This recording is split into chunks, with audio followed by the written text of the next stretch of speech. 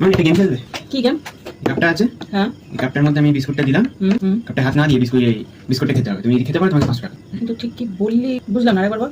এই তো কাপটার মধ্যে চালাক হয়ে যাচ্ছ।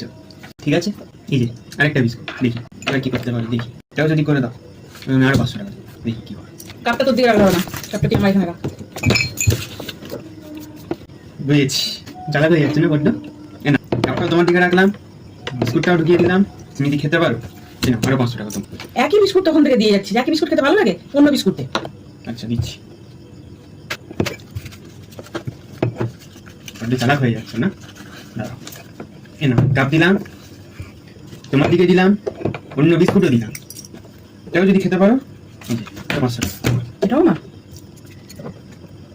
কি? খেয়ে নিয়েছি, দেখ নেই, বলতে পারো যে খেয়ে নিয়েছো? দেখ তুই।